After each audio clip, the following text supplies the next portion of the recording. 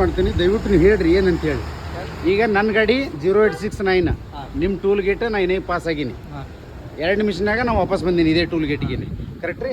ಈಗ ನೀವೇನು ಹೇಳತ್ತೀರಿ 10 ನಿಮಿಷ ನಿಂತರೆ ಹೋಗಬೇಕು, ಅದೇನೋ ಫಾಸ್ಟಾಗಿ ಟ್ರಾನ್ಸಾಕ್ಷನ್ ಆಗೋದಿಲ್ಲ ಅಂತ ನೀವು ಹೇಳಾಕತ್ತೀರಿ. ಬಟ್ ಈ 1033 ಅವ್ರಿಗೆ ನಾವು ಹೆಲ್ಪ್ಲೈನ್ದವ್ರಿಗೆ ಫೋನ್ ಮಾಡಿದ್ರೆ ಅಂಥ ರೂಲ್ಸೇ ಇಲ್ಲ ಅಂತ ಹೇಳ್ತಾ ಇದ್ದಾರೆ ಅವರು. ಒಂದು ಸಾರಿ ಗಾಡಿ ಪಾಸ್ ಆಯ್ತು 10 ನಿಮಿಷ ನಿಲ್ಲಬೇಕು ಅಂತ ಹೇಳಿ ರೂಲ್ಸ್ ಎಲ್ಲದ್ರಿ? ಈಗ ನಾ ಮೆಡಿಕಲ್ ಎಮರ್ಜೆನ್ಸಿನ ಇದನ್ನು ಪಾಸ್ ಆಗೀನಿ, ನನಗೆ ಹಾರ್ಟ್ ಆಯಿತು, ನಾವು ಹೊಳ್ಳಿ ವಾಪಸ್ ಇದೇ ಟೂಲ್ಗೆ ಬರಬೇಕು. ಸೊ ನಾನು ನಿಮ್ಮ ರೂಲ್ಸ್ ಇಲ್ಲಾರ್ದ ರೂಲ್ಸ್ ಕಾಯ್ಕೊತ ಕೂಡ್ಬೇಕಾ ಅಥವಾ ನನ್ನ ಹೆಣ ಹೋಗ್ಬೇಕಾ ಕಡೆ? ಸರ್ ಇಲ್ಲಿ ಹಂಗೆ ನೋಡಿ ಸರ್, ರೂಲ್ಸ್ ತೋರಿಸ್ರಿ ನನಗೆ. ನೋಡಿರಿ, ನಾನು ಏನೂ ನಿಮ್ಮ ಜೊತೆ ಇಲ್ಲ, ನನಗೆ ಆ ರೂಲ್ಸ್ ತೋರಿಸ್ರಿ ಸಾಕು. ಈಗ ಇರ್ಲಾರ್ದ ರೂಲ್ಸ್ಗಳು ನೀವು ಅದಾವ ಅಂತಂದ್ರೆ ನಾ ಹೆಂಗೆ ಮಾಡ್ಬೇಕು ಅದಕ್ಕೆ? ತೋರಿಸ್ರಿ.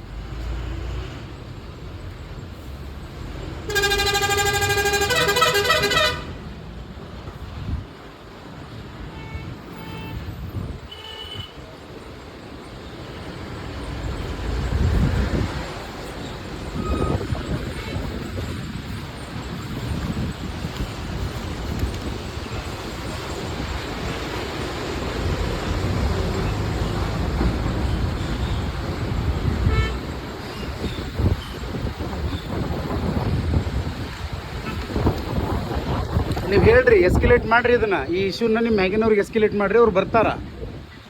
ಮೇ ಬಿ ನಿಮಗೆ ಗೊತ್ತಾಯ್ತು ಇಲ್ಲೋ ಗೊತ್ತಿಲ್ಲ, ಇಲ್ಲ ನಮ್ಮ ಪಬ್ಲಿಕ್ಕಿಗಾರ ಗೊತ್ತಾಗಲಿ ಅದು ಅಂಥ ರೂಲ್ಸ್ ಐತಿ ಅಂತೇಳಿ.